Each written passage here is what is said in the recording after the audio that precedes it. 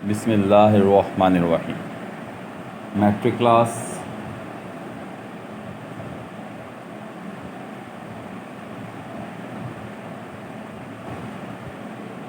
Physics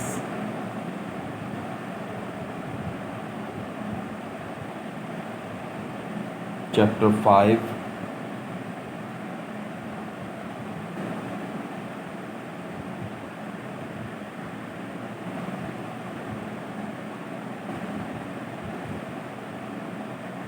vectors.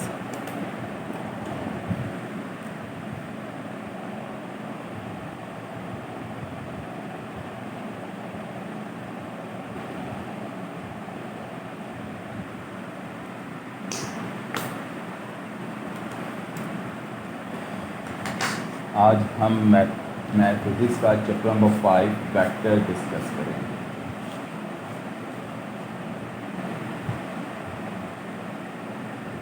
Vectors क्या है? Vector हमारे पास फिज़िकल क्वांटिटीज़ हैं जिसमें आपके पास मैग्नीट्यूड के साथ साथ डायरेक्शन भी होती है, जिसकी एग्जांपल्स में हमारे पास फोर्स है, एक्सेलरेशन है। ये हमारे पास जो है वेक्टर क्वांटिटीज़ हैं, डिफरेंट फिज़िकल क्वांटिटीज़ हैं, जिनमें से कुछ स्केलर होती हैं और कुछ फिज़िकल वेक्टर क्वांटिटीज़ होती हैं। तो those physical quantities which have magnitude as well as direction is called vector quantities. अब वेक्टर क्वांटिटीज़ की सबसे पहले जो हम आज डिस्कस करेंगे वो है रिप्रेजेंटेशन। वेक्टर्स को हम रिप्रेजेंट कैसे करते हैं? तो अब vector denoted by letter word, हम किसी भी इसको लेटर से रिप्रेजेंट करते हैं, चाहे स्मॉल हो या कैपिटल हो, अल्फ़ाबेट से रिप्रेजेंट करते हैं और उसके ऊपर हम एरो बना देते हैं। जैसा कि ये वी जो है ये हमने लिखा और इसके ऊपर एरो ड्रॉ कर दिया, तो ये रिप्रेजेंट करता है वेलोसिटी को, जो कि वेक्टर क्वांटिटी है। या फिर ये स्मॉल ए लिखा, उसके ऊपर एरो ड्रॉ कर दिया, तो ये आपके पास एक्सेलरेशन को शो करती है, जो कि वेक्टर क्वांटिटीज़ हैं।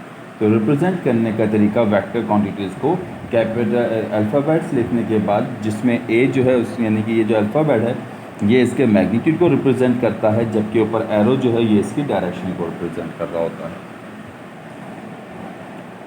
इसमें जो हम जब कोई वेक्टर बनाते हैं तो उसकी जो ये लेंथ है ये इसके मैग्नीट्यूड को रिप्रेजेंट करती है। लेट सपोज ये मैंने अगर 4 सेंटीमीटर की एक लाइन ड्रॉ करके उसके आगे ये एरो ड्रॉ कर दिया है, तो ये 4 सेंटीमीटर इसका मैग्नीट्यूड है, जबकि जो एरो है ये इसकी डायरेक्शन को रिप्रेजेंट कर रहा होता है। ठीक है बेटा, तो ये हमारा वेक्टर था, हमने थोड़ा सा इसको डिस्कस किया। वेक्टर्स किसे कहते हैं? Those physical quantities which have magnitude as well as direction. ऐसी फिजिकल क्वांटिटीज़ विच जिसका मैग्नीट्यूड भी हो और साथ साथ डायरेक्शन हो, वेक्टर क्वांटिटीज़ कहलाती हैं। वेक्टर क्वांटिटीज़ को हम अल्फ़ाबेट्स के ऊपर एरो ड्रॉ करके रिप्रेजेंट करते हैं, जिसमें अल्फ़ाबेट जो है वो उसका मैग्नीट्यूड, जबकि एरो जो है वो उसकी डायरेक्शन को रिप्रेजेंट करता है। फिर अगला हमारे पास टॉपिक है नेगेटिव वेक्टर।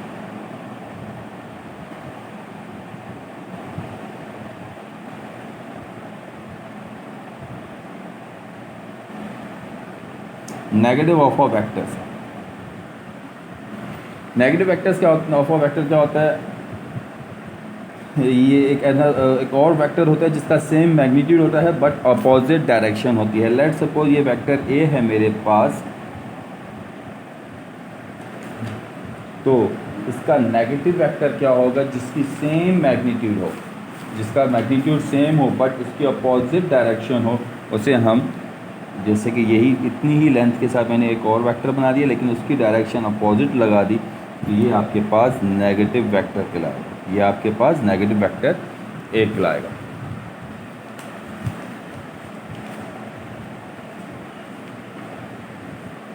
इसके बाद हमारे पास है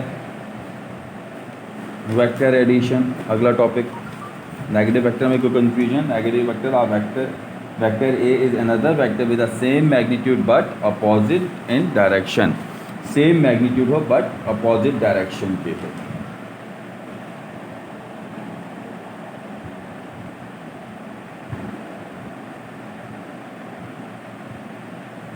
वेक्टर एडिशन देखिए, स्केलर क्वांटिटीज़ को हम सिंपल अलजेब्रा मेथड से ऐड करते हैं, जबकि वेक्टर क्वांटिटीज़ को ऐड करने के लिए हमारे पास दो मेथड हैं। वेक्टर एडिशन क्या कहलाती है कि ऐसा वेक्टर जो दो वेक्टर्स के जिसका इफेक्ट दो वेक्टर्स के दो या दो से ज़्यादा वेक्टर्स के रिजल्टेंट के बराबर हो, वो हमारे पास एडिशन वेक्टर्स कहलाता है। लेट्स सपोज ये आर एडिशन वेक्टर है, अगर इसका रिज़ल्ट इन दोनों के रिज़ल्ट के बराबर हो तो हम इसे कहते हैं ये वेक्टर एडिशन है। लेट्स सपोज देखिए, हम यहाँ से गए इस साइड और फिर हम यहाँ से गए इस साइड, ये आपके वेक्टर ए है, ये वेक्टर बी है, तो हम पहुँचे कहाँ पे, इस पॉइंट पे। यहाँ से स्टार्ट हुए और इस पॉइंट पे पहुँचे। तो अगर मैं डायरेक्ट यहाँ से यूँ चला जाऊँ तो इससे हम कहेंगे रिजल्टेंट वेक्टर, क्योंकि ये वेक्टर इन दोनों के सेम फैक्टर के बराबर है, क्योंकि इसका रिजल्टेंट वेक्टर का जो रिज़ल्ट है वो ए और बी के रिजल्टेंट के बराबर है। इस बात को समझिए दोबारा कि देखिए, लेट सपोज ये डिस्प्लेसमेंट है ए, फिर दूसरी डिस्प्लेसमेंट ये है, तो टोटल यहाँ से हम चले और इस जगह पे पहुँचे, तो अगर हम यहाँ से यूँ डायरेक्ट चले जाएं तो ये कहलाएगा इसका रिजल्टेंट वेक्टर। तो रिजल्टेंट वेक्टर वो होता है a single vector whose effect is the same as the combination of effect of vectors is called resultant vectors. ऐसा वेक्टर जिसका सेम इफेक्ट हो बाकी वेक्टर्स के, तो उसे हम कहते हैं कि ये उसका रिजल्टेंट वेक्टर है। हमने सपोज किया ए और बी, अगर ये दो वेक्टर्स हैं, इसका इफेक्ट और रिजल्टेंट वेक्टर दोनों का आपस में इक्वल हो, तो ये आपका रिजल्टेंट वेक्टर है। दो मेथड हैं एडिशन वेक्टर एडिशन के। एक होता है ग्राफिकल मेथड,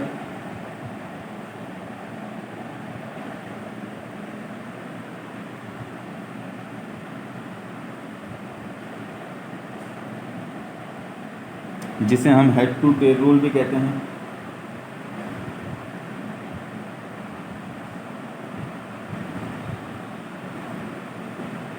और दूसरा हमारे पास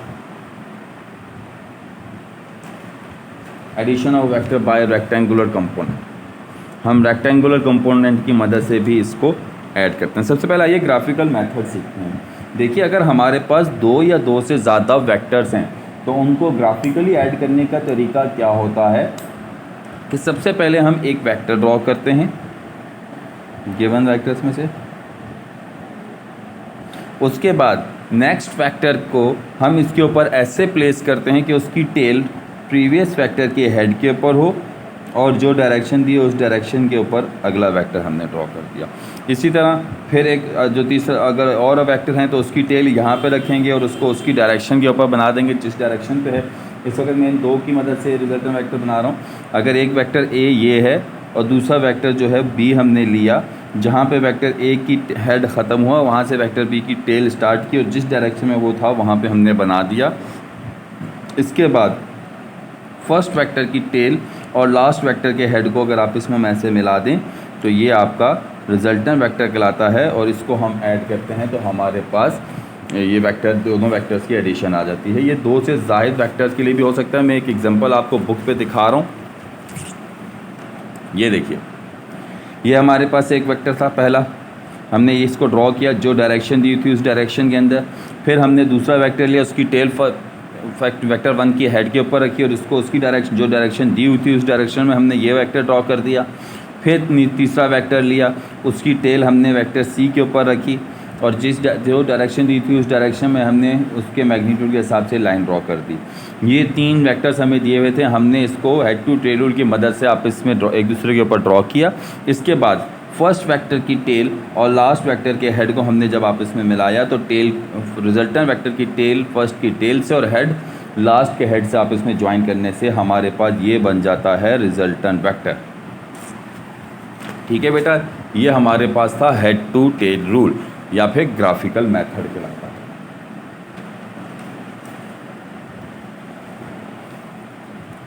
अगला टॉपिक जो हम करने जा रहे हैं इंपॉर्टेंट टॉपिक है और जो है ट्राइगोनोमेट्री रेशो। इसके लिए हम थोड़ा सा राइट ट्राइंगल को डिस्कस करेंगे। पहले ट्रिग्नोमेट्री रेशो अगर हमें समझ में आ गया तो जो इसका इंपॉर्टेंट अगले दो टॉपिक्स हैं रेजोल्यूशन ऑफ वेक्टर और composition of a vector by rectangular component, ये दोनों हमें बड़े आसान हो जाएंगे। इसके तो अब हम स्टार्ट करते हैं ट्राइगोनोमेट्री रेशो।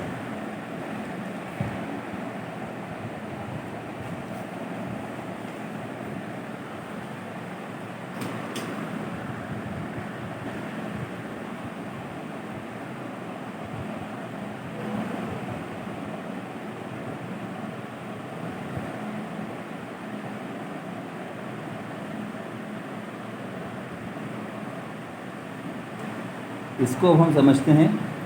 जो दूसरी एडिशन है उसके लिए हमारे पास दो जो दिए वेक्टर्स हैं उनके बीच में जो एंगल है वो राइट एंगल होना चाहिए। और जब आपके पास राइट एंगल बन जाएंगे दो वेक्टर्स के बीच में, तो उसकी जब हम एडिशन करेंगे तो वो रेक्टेंगुलर कंपोनेंट कहलाएंगे, क्योंकि राइट एंगल बन जाएगा। एक ये हमारे पास वेक्टर हम लाइन लेते हैं। पहले हम सिर्फ ट्राइंगल को डिस्कस करते हैं, राइट ट्राइंगल को।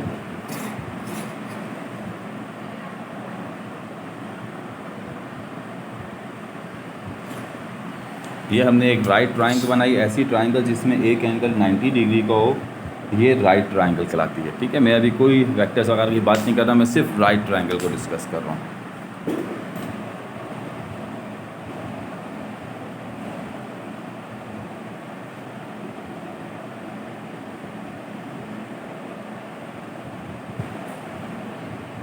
A triangle having one angle is 90 degree. A triangle having one angle is 90 degree is called right angle triangle. इस ट्राइंगल के हमारे पास 3 साइड्स होती हैं और उनको हम जो नाम देते हैं वो है परपेंडिकुलर,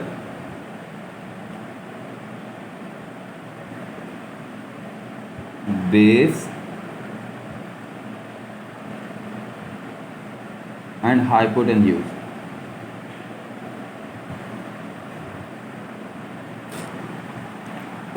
अब ये क्या हैं? ये 3 साइड्स हैं, इसमें से एक परपेंडिकुलर है, एक बेस और एक हाइपो है। आइए सबसे पहले परपेंडिकुलर को डिस्कस करते हैं। परपेंडिकुलर के लिए याद रखिएगा, परपेंडिकुलर किसे कहते हैं? डेफिनेशन यहाँ पे लिखूँ बहुत थोड़ा सा आसान हो जाएगा। Side opposite to given angle और ऑब्जर्विंग एंगल। गिवन हो या ऑब्जर्विंग हो एक ही बात है, ठीक है। Is called perpendicular. For example, आप यहाँ पे खड़े हुए हैं, यहाँ पे आपका ऑब्जर्विंग एंगल और आप किसी चीज़ को ऑब्जर्व कर रहे हैं, तो ये जो आपके सामने जो साइड बन रही होगी ये परपेंडिकुलर कहलाएगा। अगर आप ऑब्जर्व करने के लिए यहाँ की बजाय इस वाले एंगल पे आ जाएं तो इसके सामने वाली साइड ये परपेंडिकुलर कहलाएगा। यहाँ तक क्लियर है बेटा? परपेंडिकुलर किसे कैसे हैं? The side opposite to given angle और ऑब्जर्विंग एंगल। गिवन एंगल के अपोजिट साइड को हम परपेंडिकुलर कहते हैं। इसके बाद है बेस। साइड अपोजिट की जगह आ जाता है एडजेसेंट टू गिवन एंगल और ऑब्जर्विंग एंगल। एडजेसेंट साथ वाली साइड को कहते हैं। अब अगर आपके पास ऑब्जर्विंग एंगल यानी कि आप इस जगह पे मौजूद हैं, एंगल आपका यहाँ पे बन रहा है, तो ये कहलाती है इसकी अपोजिट साइड और ये कहलाती है इसकी एडजेसेंट साइड। इसी तरह अगर एंगल आपका यहाँ पे है तो आपकी एडजेसेंट साइड ये हो जाएगी, और एडजेसेंट साइड को हम क्या कहते हैं? बेस कहते हैं। यानी कि अगर एंगल आपके पास सपोज़ करें, जो थीटा हम नाम दे देते हैं एंगल को, ये वेरिएबल है, कोई भी नाम दे सकते हैं, ए बी सी, मैंने थीटा दिया। अगर ये एंगल है तो परपेंडिकुलर आपके पास ये हो जाएगा और बेस आपके पास ये हो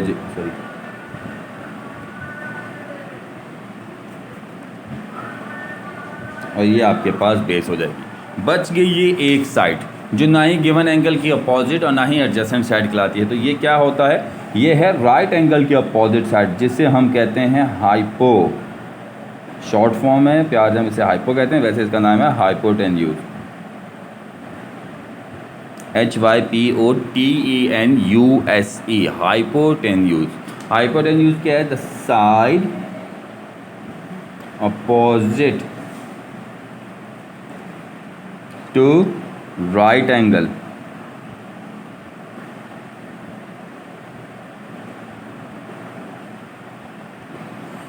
इज कॉल्ड हाइपोटेन्यूज।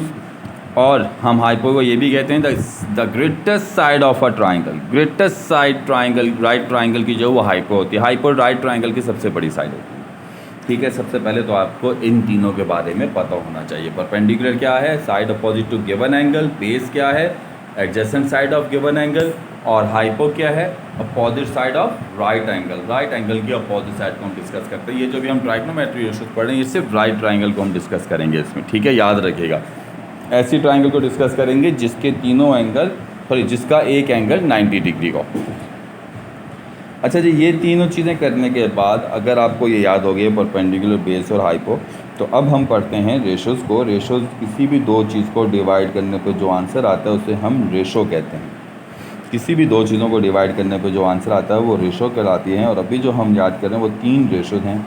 देखें, मैं आपको पहले डिवाइड करता हूँ एक परपेंडिकुलर को बेस से, मैं करता हूँ परपेंडिकुलर को हाइपो से। तो ये रेशो बनती जा रही हैं बेस को हाइपो से। टोटल 6 हैं, लेकिन हमने 3 कर दिए, इसलिए मैं ये 3 ही लिख रहा हूँ।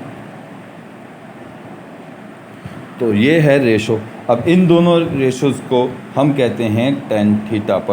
इन दोनों की परपेंडिकुलर और बेस की रेशो को हम कहते हैं tan theta. Means tan theta बराबर होता है परपेंडिकुलर अपॉन बेस के। परपेंडिकुलर अपॉन हाइपो की रेशो को हम कहते हैं साइन थीटा। यानी परपेंडिकुलर और हाइपो दो साइड्स हैं, इन दोनों साइड्स की रेशो को हम साइन कहते हैं। क्या कहते हैं? साइन कहते हैं। थीटा इसलिए लिख रहा हूँ क्योंकि यहाँ पे हम एज अ एंगल ले रहे हैं। इस तरह बेस और हाइपो की रेशो को हम कोसाइन कहते हैं, जिसका शॉर्ट फॉर्म है कॉस। अच्छा, ऑर्डर थोड़ा सा चेंज हो गया। अगर हम इसको ऐसे लिख लें तो ज़्यादा आसानी रहेगी कि पहले हमेशा साइन लिखा जाता है, परपेंडिकुलर अपॉन हाइपो, फिर कॉस होता है, बेस अपॉन हाइपो, फिर टेन थीटा आता है जो है परपेंडिकुलर अपॉन बेस। इसको याद करने के लिए आप एक 3 लाइनों के ऊपर स्टेटमेंट लिखें। पहला लिखें, सम पीपल हैव। ये 3 रेशोज़ आपको बेटा याद करनी होती हैं, साइन, कॉस और टेन। साइन बराबर होता है परपेंडिकुलर अपॉन हाइपो के, कॉस बेस अपॉन हाइपो के, और टेन परपेंडिकुलर अपॉन बेस के। जिसके लिए हम स्टेटमेंट याद करते हैं, some people have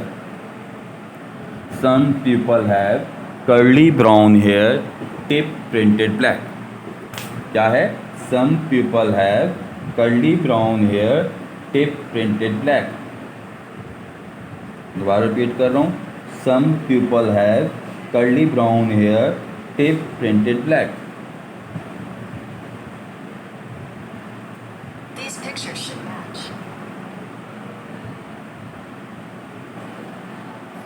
Some people have curly brown hair, tip printed black.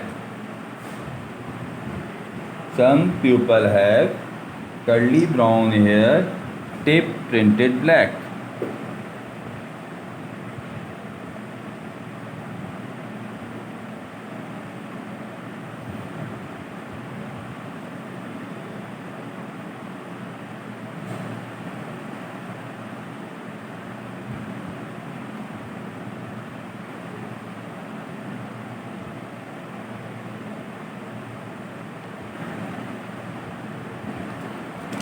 तो देखिए, सम का एस, पीपल हैव यानी कि sine is equal to perpendicular upon hypo, curly brown hair cos base upon hypo, tip printed black, tan is equal to P upon B perpendicular upon base.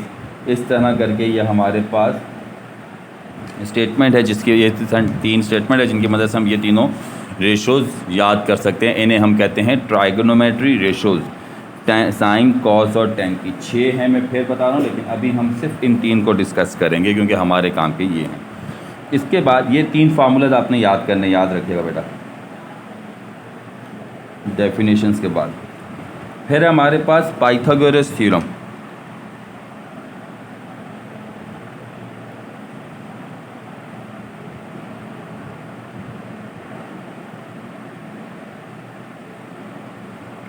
Pythagoras theorem क्या है? Perpendicular square plus base square is equal to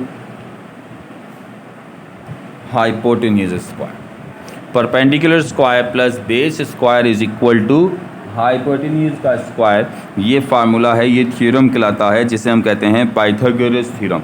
ये 4 फार्मूले tan, sin, cos और Pythagoras theorem के, ये हमारे use होते हैं इन ट्राइगोनोमेट्री रेशियोज में, जिसमें रेजोल्यूशन ऑफ वेक्टर और कंपोजिशन ऑफ वेक्टर हम इन दोनों की प्रैक्टिस करते हैं। ठीक है बेटा, ये 4 फार्मूलाज के बाद हमारे पास एक टेबल है जिसे आपको याद करना होगा, जो इधर आपको न्यूमेरिकल्स के अंदर हेल्प करेगा। साइन, कॉस, tan,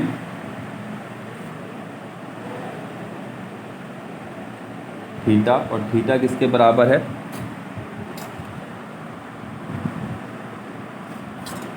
वैसे तो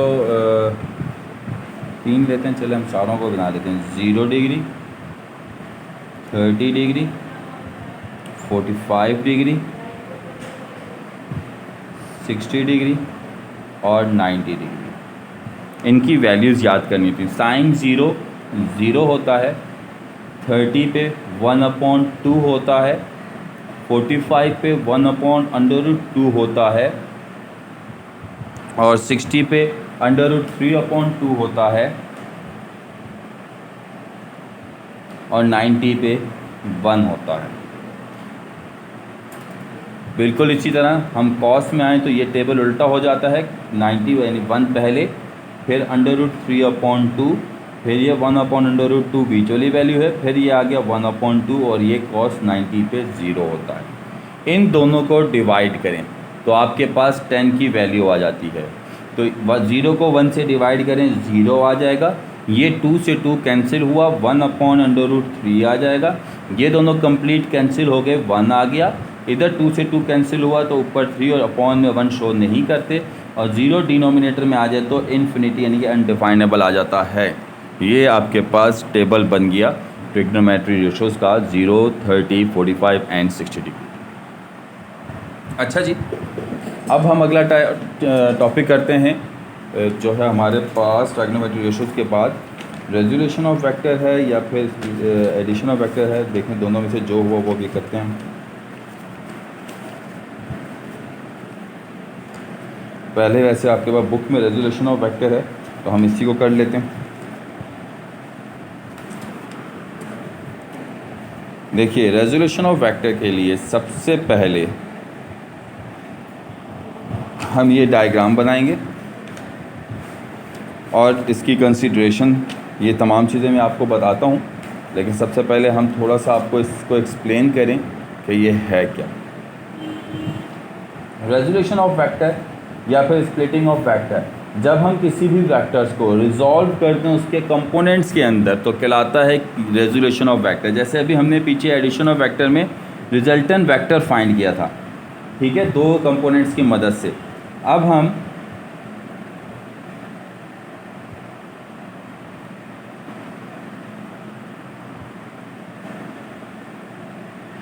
रिजॉल्व करेंगे रिजल्टेंट वेक्टर को उसके कंपोनेंट्स के अंदर। लेट ये आपके पास एक वेक्टर है f,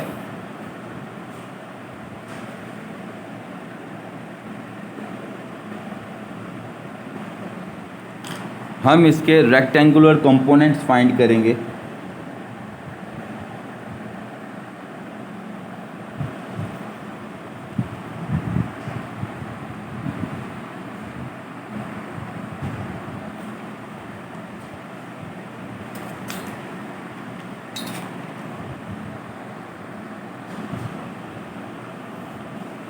ये आपका y एक्सिस कहलाता है, ये आपका x एक्सिस कहलाता है। y एक्सिस के ऊपर x एक्सिस के ऊपर जो आपके पास ये वेक्टर है जिससे मिलके ये जिन 2 से मिलके ये बना और एक वेक्टर ये है, तो ये वाला जो वेक्टर है ये कहलाता है fx यानी कि x कंपोनेंट, और ये वाला जो वेक्टर है ये कहलाता है fy यानी कि y कंपोनेंट। ठीक है, इसे हम हॉरिजॉन्टल कंपोनेंट भी कहते हैं और इसे हम वर्टिकल कंपोनेंट भी कहते हैं। x वाले को हम क्या कहते हैं? हॉरिजॉन्टल कंपोनेंट कहते हैं, और y वाले को हम क्या कहते हैं? वर्टिकल कंपोनेंट कहते हैं। आपने इसको इनके दोनों नामों से याद रखना है। ठीक है, ये है हॉरिजॉन्टल कंपोनेंट।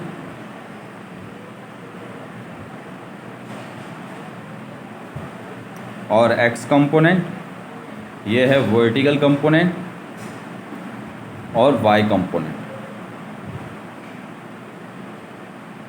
तो अभी रेजोल्यूशन ऑफ वेक्टर में ये जो वेक्टर एफ है इसको हम रिजॉल्व करेंगे एक्स और वाई कंपोनेंट, इन दोनों कंपोनेंट्स के।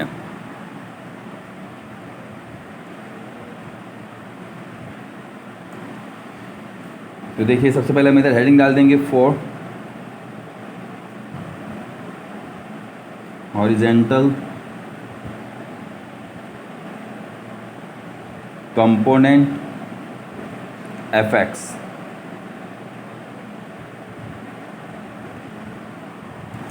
अब थोड़ी सी बात को समझने की कोशिश कीजिएगा। हमने मालूम करना है एफ एक्स, दिया हुआ क्या हमारे पास वेक्टर एफ जिसका एंगल है थीटा। देखिए वेक्टर दिया हुआ है तो उसकी डायरेक्शन भी होगी जो है यहाँ पे थीटा। ये दो चीज़ें हमें दी हुई हैं एफ और थीटा, इन दोनों की मदद से मैंने एफ एक्स मालूम करना है। तो जब भी दो साइड्स इन्वॉल्व हों, तीसरी ना हो, अगर सिर्फ दो साइड इन्वॉल्व हों तो हम हमेशा ट्राइग्नोमेट्री रेशियोज़ का इस्तेमाल करते हैं। इस वक्त कौन सी दो साइड्स यूज़ हो रही हैं?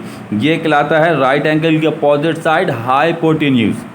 हमने आपको भी पीछे बताया कि हाइपो है, और ये जो है एंगल के साथ वाली साइड ये कहलाती है बेस। तो अब आप देखिए बेस और हाइपो दोनों किस में आते हैं?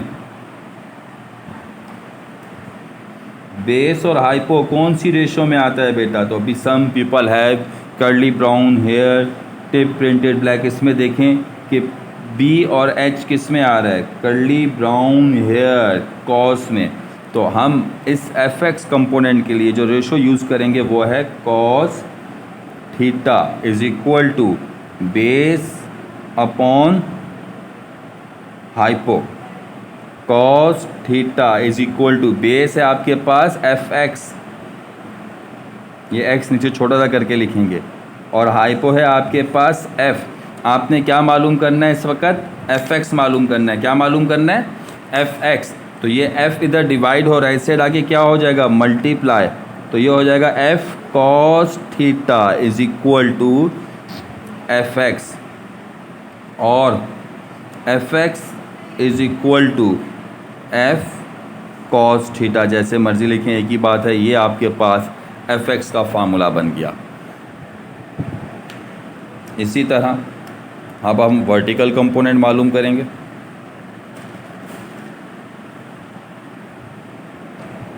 हेडिंग डालेंगे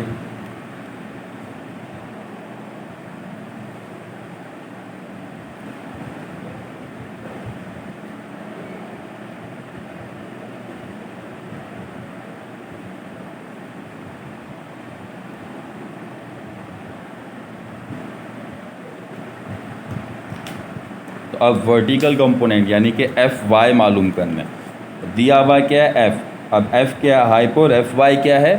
अपोजिट साइड। अपोजिट साइड कहलाती है परपेंडिकुलर। तो परपेंडिकुलर और हाइपो आपके पास कौन सी रेशो में आता है? तो आप इधर लिखेंगे यूजिंग रेशो। परपेंडिकुलर और हाइपो आपके पास आता है सम प्यूपल हैव में, यानी कि sine theta is equal to perpendicular upon hypo. Sine theta is equal to perpendicular है आपके पास एफ वाई, हाइपो है आपके पास एफ। तो आपका फार्मूला बन जाएगा F is equal to F Y is equal to F sine theta. ये एफ आके इधर साइन से मल्टीप्लाई हो गया। इस तरह ये आपके वेक्टर के दोनों कंपोनेंट्स में रिजॉल्व हो गया। वेक्टर एफ जो है अपने दोनों कंपोनेंट्स में रिजॉल्व हो गया। इस प्रोसेस को हम कहते हैं रेजोल्यूशन ऑफ अ वेक्टर। जब वेक्टर को स्प्लिट कर दिया जाए, तोड़ दिया जाए उसको उसके कंपोनेंट्स के अंदर, तो वो ये कहलाता है प्रोसेस आपका रेजोल्यूशन ऑफ अ वेक्टर। अब देखिए यहाँ पे आपको थोड़ा सा काम करना होगा।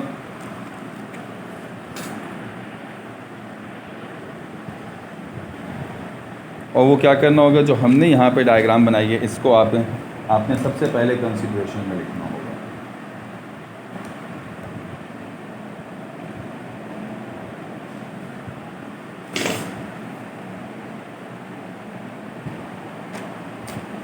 इसके लिए हम कोई भी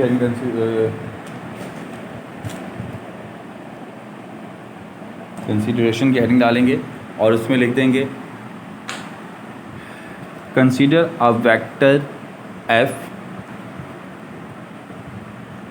consider a vector f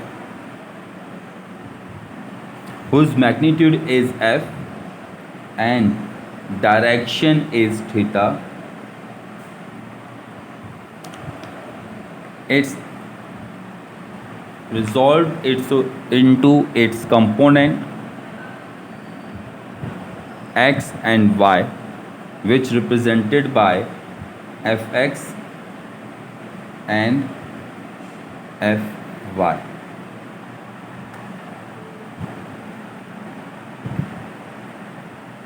fx and fy make a right angle. fx and fy make a right angle, यानी 90 डिग्री का एंगल बना रहे हैं. नाउ फॉर हॉरिजेंटल कंपोनेंट्स, बस कंसिडरेशन यानी कि आपने इस डायग्राम को एक्सप्लेन करना है कैसे ये एफ क्या है, एफ एक्स क्या और एफ वाई क्या है. ठीक है, ये आपके पास हो गया resolution of vector. Last topic है आपके पास एडिशन ऑफ वेक्टर. बिल्कुल इसी तरह अब हम दो वेक्टर्स लेंगे.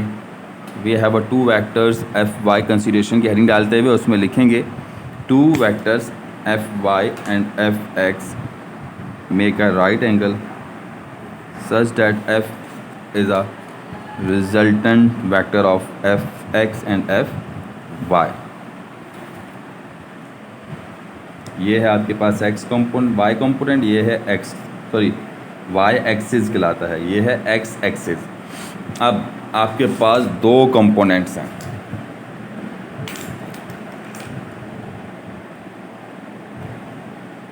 एक है आपके पास x कंपोनेंट, दो वेक्टर हैं.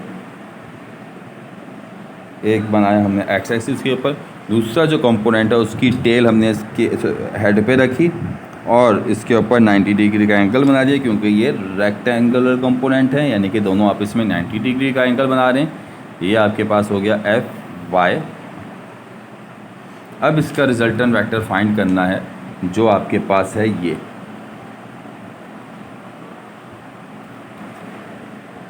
जिसकी टेल फर्स्ट वेक्टर की टेल पे और हेड लास्ट वेक्टर के हेड के ऊपर हमने रखा. अब हमने जो मालूम करना है वो है ये एफ रिजल्टेंट वेक्टर और इसकी डायरेक्शन यानी कि थीटा. ये दो चीज़ें हमने मालूम करनी है. किसकी मदद से? एफ एक्स और एफ वाई की मदद से. तो सबसे पहले हम हेडिंग डाल देते हैं for magnitude of resultant vector means F मालूम करना है एफ एक्स और एफ वाई की मदद से, यानी कि तीनों साइड्स इन्वॉल्व हो गई. दो दी हुई हैं, तीसरी मालूम करनी है. तो ऐसी सिचुएशन में हम जब तीनों साइड्स इन्वॉल्व हो जाएं तो हम जो चीज़ यूज़ करते हैं वो कहलाता है पाइथागोरस थ्योरम. वो कहलाता है पाइथागोरस थ्योरम. क्या होता है? Perpendicular square plus base square is equal to hypotenuse का स्क्वायर. तो इस पाइथागोरस थ्योरम का इस्तेमाल करते हुए हम रिजल्टेंट वेक्टर मालूम करते हैं. तो देखिए भाई, सबसे पहले यहाँ पे हेडिंग आ जाएगी बाय यूजिंग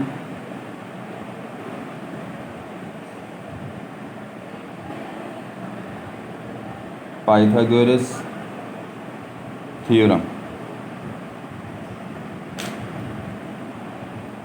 हाइपो यानी हाइपोटेन्यूज का स्क्वायर बराबर होता है perpendicular square plus base square.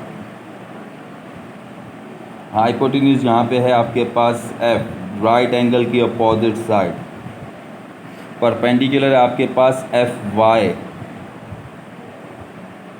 और बेस है आपके पास एफ एक्स, इसके ऊपर भी स्क्वायर.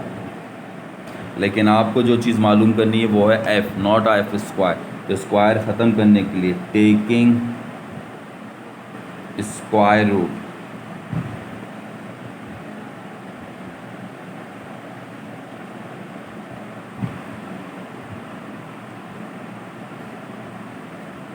एफ एक्स को पहले लिख देते हैं, प्लस हो रहे हैं, कोई फ़र्क नहीं पड़ता, आगे पीछे कर लेने से थोड़ा तरतीब में आ जाएगी चीज़. ये स्क्वायर से रूट कैंसिल, क्योंकि होल स्क्वायर था, तो इधर बच गया एफ।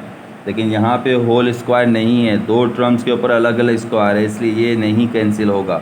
तो ये आ जाएगा एफ एक्स का स्क्वायर प्लस एफ वाई, और एक्स नीचे छोटा छोटा करके लिखेंगे।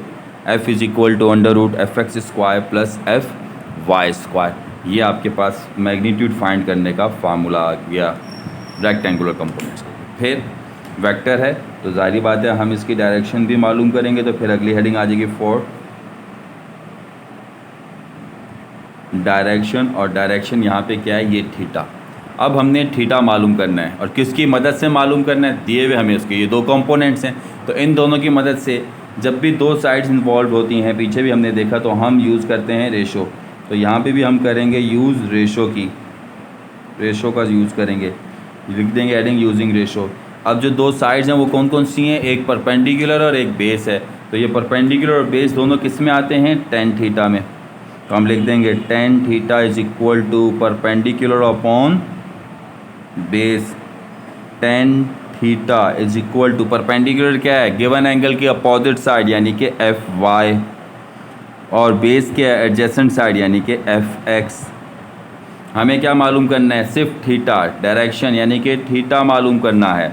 तो 10 हमें नहीं चाहिए, तो 10 दूसरी तरफ जाके क्या हो जाएगा, याद रखिएगा हमेशा रेशो दूसरी तरफ जाके इन्वर्स होगी, जबकि F Y upon F X as it is आ जाएगा। तो ये थीटा का फार्मूला बन गया, theta is equal to tan inverse into F X upon F Y. ये हमारा लास्ट टॉपिक था। इस तरह हमारे पास इसकी ये तमाम टॉपिक्स कंप्लीट हो जाते हैं वेक्टर चैप्टर के। अब रह गए न्यूमेरिकल्स, जो हम 2-3 न्यूमेरिकल्स हैं जो इंशाअल्लाह हम नेक्स्ट क्लास में करेंगे। आज के लिए बस इतना ही। थैंक यू, अल्लाह हाफिज़।